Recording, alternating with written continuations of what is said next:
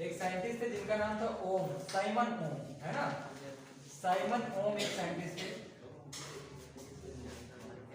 Simon ओम। इन्होंने relationship बताया था किसके किसके बीच में,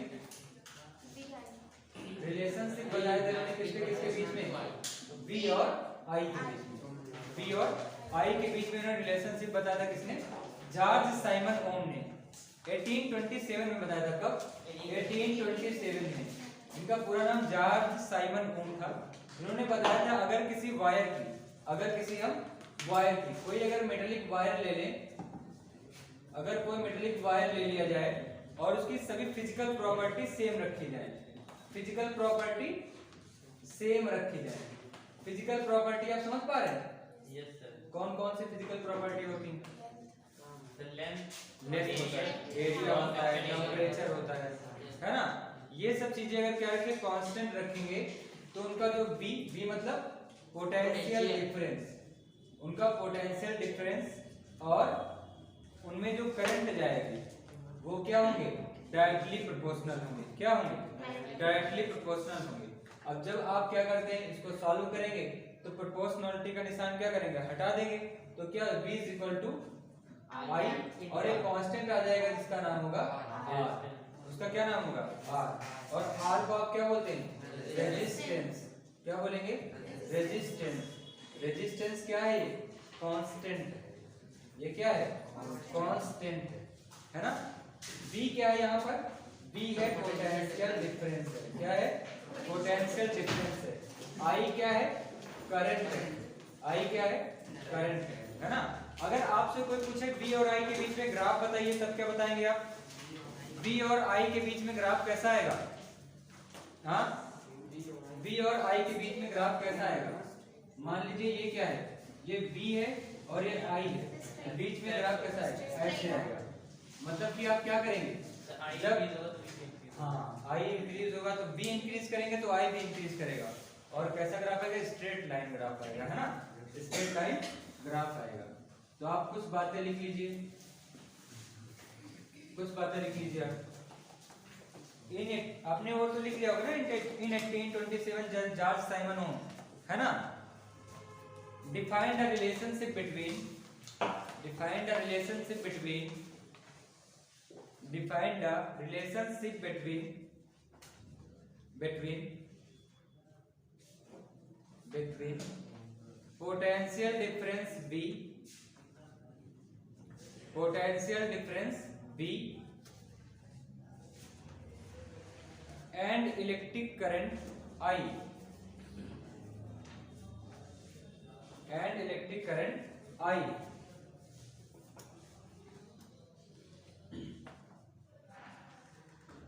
He gives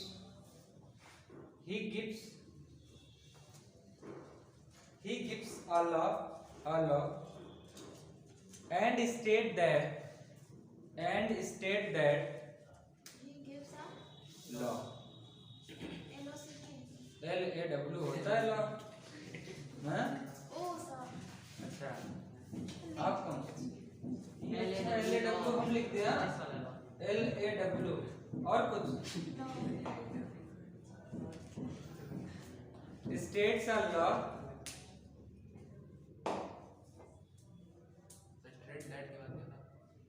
state that a law, law आपने लिख दिया पहले, तो लॉ स्टेट दैट आप लिख लीजिए। He gives के बाद रिपीट कर He दीजिए। gives a law states that, आगे लिखिए, potential difference V is, potential difference V is, potential difference V is directly proportional to electric current, directly proportional to electric current I, directly proportional to electric current I, है ना। आप लिख लीजिए V is directly proportional to I, ये लिखिए। अब आप क्या करेंगे, जब आप ये प्रोपोर्शनल का सिंबल हटाएंगे तो यहाँ पर एक कांस्टेंट आएगा और वो कांस्टेंट होगा R, है ना, वो कांस्टेंट होगा R, ऐसे लिखिएगा V is equal to RI, या फिर आप इसको बोलते हैं V is equal to IR, है ना। ये आपके लिए बहुत इंपॉर्टेंट है, ओम्स लॉ। ओम्स लॉ से एक क्वेश्चन तो पक्का है है ना, एक न्यूमेरिकल तो पक्का है हर बार, सैंपल पेपर में भी आया हुआ क्वेश्चन है ना। ओम्स लॉ से क्वेश्चन आते हैं, लिखिए आपने, रेजिस्टेंस होता क्या है, आर से आप डिनोट करते हैं, और अगर आप इसको सिंबल के फॉर्म में लिखेंगे तो इसका सिंबल होता है ओम, है ना, ओम, ऐसे ओम बोलते हैं। यूनिट बताइए रेजिस्टेंस की, पहले बताइए रेजिस्टेंस होता क्या है, रेजिस्टेंस होता क्या है? So it is the property of a conductor to resist the flow of charge. क्या कहेंगे? Property of conductor, To resist the flow of charge. Property of conductor क्या करती है, ये आपके करंट को रेजिस्ट करती है ना, करंट को क्या करेगी, रेजिस्ट करेगी, मतलब जिसमें रेजिस्टेंस ज्यादा होगा उसका करंट क्या होगा, कम होगा, resist the current, resist the current, property of conductor to resist the current, है ना जी भैया। तो इसको इस तरीके से रुकावट है। हाँ, रुकावट कहते हैं। ये मान के चलिएगा कि ये कोई नाली है या आपके घर का पाइप है ना, रेजिस्टेंस मतलब कोई पत्थर उत्थर उसमें लग गया, तो जितना ज्यादा होगा उतना ही ज्यादा, एकदम जाम हो गया समझ लो करंट जाएगा नहीं। ये इलेक्ट्रॉन फ्लो कर रहे हैं ना, इलेक्ट्रॉन फ्लो कर रहे हैं, इलेक्ट्रॉन के फ्लो को तो आप क्या बोलते हैं, करंट बोलते हैं। तो इलेक्ट्रॉन फ्लो कर रहा है, अगर कोई रेजिस्ट बीच में रुकावट आ गई तो क्या हो जाएगा, जैसे वेन्स में सर कोलेस्ट्रॉल। हाँ, जैसे बीन्स में कोलेस्ट्रॉल है ना, आपको बायो में इंटरेस्टेड है, उसे मैं आपने बताया। तो क्या है इसमें, कोलेस्ट्रॉल जमा हो जाता है, कौन सी डिजीज होती है वो सर? वो कह थायराइड। आर्टरी में क्या जमा हुआ है, कोलेस्ट्रॉल। भाई कभी कहाँ है ध्यान आपका, हार्ट प्रेशर बढ़ जाता है हमारे माइक पे। हाँ, तो बताओ फिर ये आर्टरी में जब जमा हो जाता है कोलेस्ट्रॉल तो उसको आप कौन सी डिजीज बताते हैं, आयुष बताओगे? सर एक तो पता है बीपी हाई हो जाती है। बीपी हाई हो जाता है तो उससे पहले क्या होता है, उससे पहले आर्टरियो स्क्लेरोसिस, पहले पसीना आता है। आप बहुत अंदर चले गए हो ना। आर्टरियोस्क्लेरोसिस है, कोलेस्ट्रॉल जमा हो जाता है आपकी आर्टरी में, आर्टरी कठिन हो जाती है, कड़ी हो जाती है, और आर्टरी कड़ी होगी तो क्या होगा, बीपी बढ़ जाएगा, क्योंकि इधर ही से क्या जा रहा है, ब्लड आपका, और ब्लड का रास्ता बंद है तो बीपी क्या हो जाएगा, हाई बीपी हो जाएगा। हार्ट अटैक भी है। बीपी हाई होगा तो हार्ट फेलियर जैसी समस्याएं आ सकती हैं, हार्ट फेलियर, है ना। तो यहाँ पर रेजिस्टेंस अगर आ जाएगा आपके करंट के रास्ते में तो करंट रेजिस्ट हो जाएगा, करंट नहीं जाने पाएगा, है ना। आप अगर इसकी यूनिट करें, ये लिख लिया आपने, यूनिट बताइए क्या हो जाएगी, रेजिस्टेंस की यूनिट क्या होती है, यहां से निकाल भी सकते हैं आप, यहां से आपकी दूसरी आई क्या, volt per ampere, volt per ampere, क्योंकि V is equal to R I आपने बताया, यहां से R के निकालना चाहेंगे तो R is equal to V upon I. V की यूनिट क्या होती है, वोल्ट, I की एम्पियर, तो वोल्ट पर एम्पियर को क्या बोलते हैं आप लोग, ओम, क्या बोलते हैं, ओम। ओम को आप कैसे लिखेंगे, ओम को, है ना, इससे लिखते हैं। अगर आपसे कोई पूछ ले 1/r की यूनिट तो बताएंगे महो, क्या बोलते हैं, ओम को उल्टा किया हमने, उसने उल्टा कहा, हमने भी उल्टा किया, महो, और वो सिंबल कर दो, इसको उल्टा कर दो, ऐसे, है ना। तो ये महो की यूनिट है ना। सच में होता है? हाँ, सच में होता है, हम मजाक थोड़ी करने बैठे हैं, जो सच में हमने वही बताया, महो। आपको पूछे रेजिस्टेंस का इनवर्स यूनिट क्या है तो महो बताएंगे आप, है ना। छाप लीजिए आप, पहली बार सुनिए, क्लास 12th में दूसरी बार सुनिए, है ना। क्लास 12th में आपको दूसरी बार सुनने मिल जाएगा, 11th में ये चैप्टर नहीं है ना, इलेक्ट्रिसिटी आपके 12th का चैप्टर है। 11th में 1D 2D पढ़ो, उसमें खुश रहो, है ना। 1D 2D पढ़ेंगे आप उसमें, ठीक।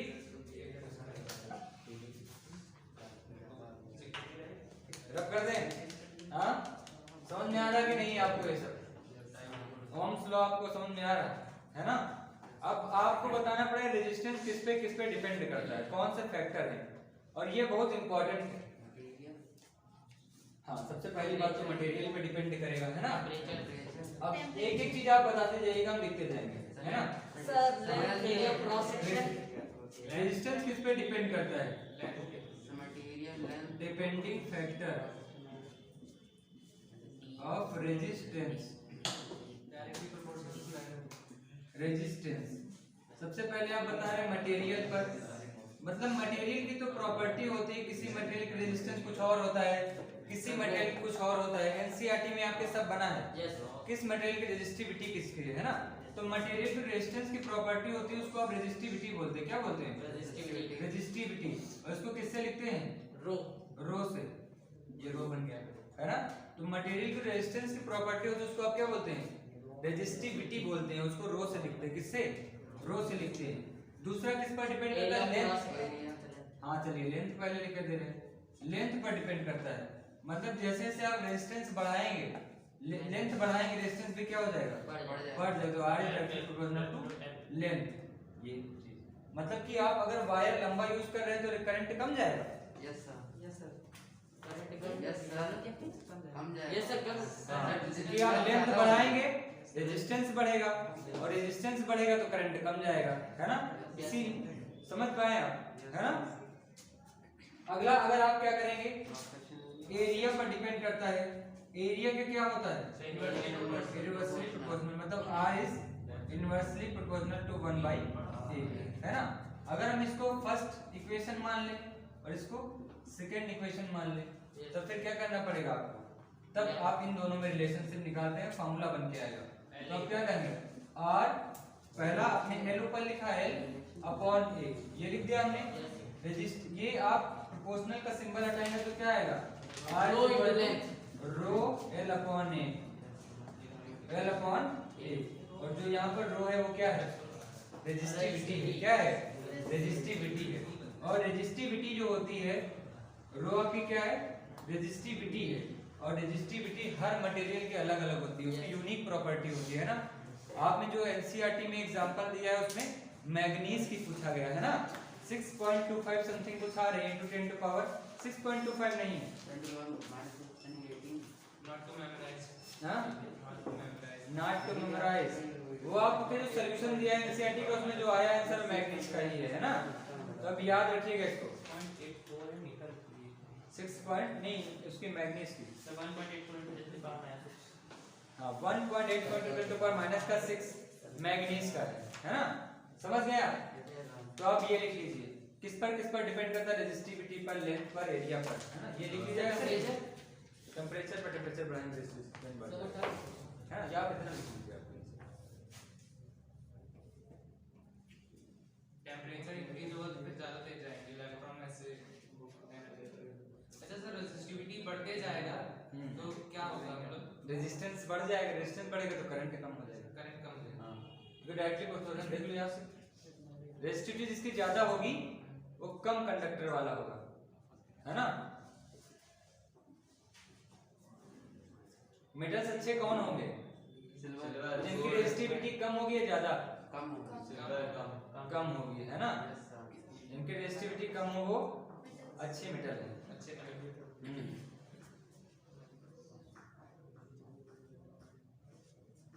ठीक, इसी पे बेस्ड हमें क्वेश्चन करवाते हैं आपको।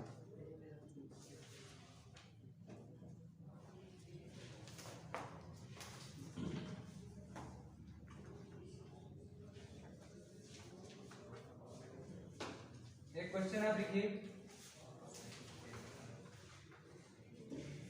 if the resistance of a wire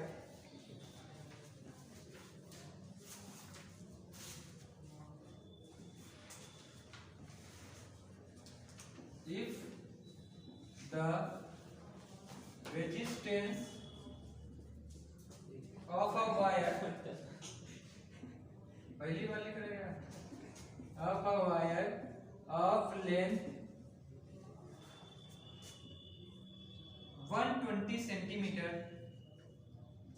centimeter and diameter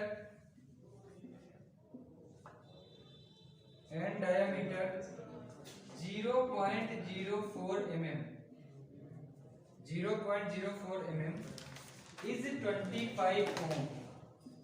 Is 25 ohm. Calculate the specific resistance. आपको स्पेसिफिक रेजिस्टेंस बताना है. स्पेसिफिक रेजिस्टेंस का मतलब समझ पा रहे हैं? रेजिस्टिविटी है. स्पेसिफिक रेजिस्टेंस आपको बताना है. सर 25 क्या है? ओम लिखा है. 250 नहीं 25 ओम है ना. स्पेसिफिक रेजिस्टेंस आप लोग बता दीजिए. अभी जो फॉर्मूला लगा है उसी पर बेस्ड कर दीजिए. रेजिस्टेंस दिया है, देख लीजिए भैया. रेजिस्टेंस दिया है ना, R कितना दिया है? 25. कितना? 25 ओम हमने लिख दिया. और क्या दिया है? वायर की लेंथ दी है कितनी? 120 सेंटीमीटर है ना. और फिर क्या दिया है? डायामीटर. डायामीटर कितना दिया है?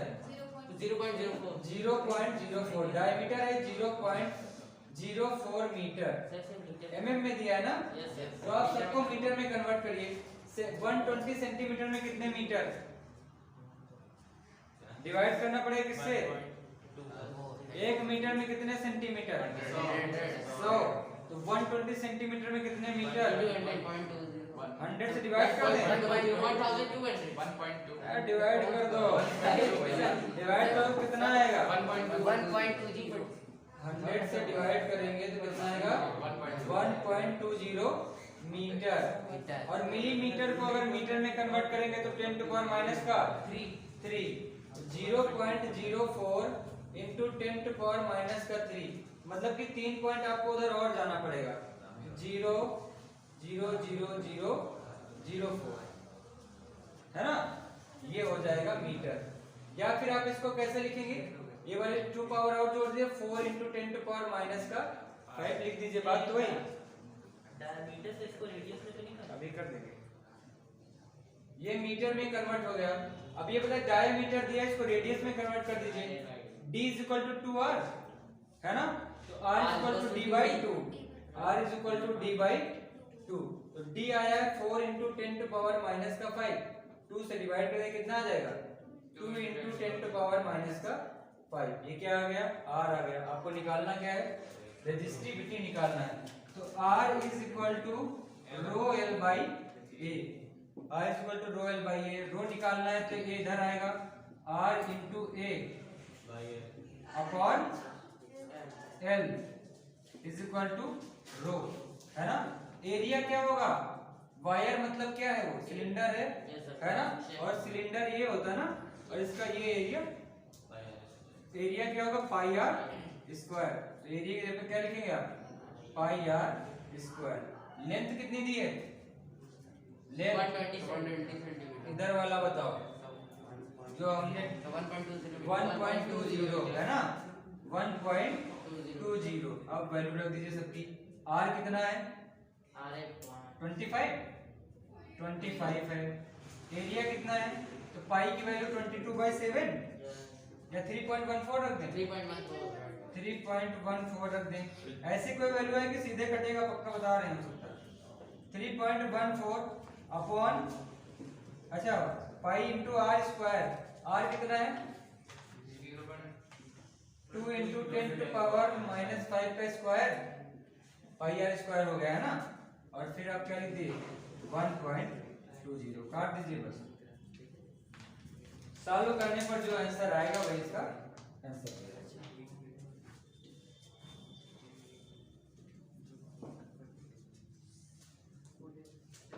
इसका आंसर भैया दिया है 2.6 इंटू 10 टू पावर माइनस का 8. ये सॉल्व करने पे यही आएगा.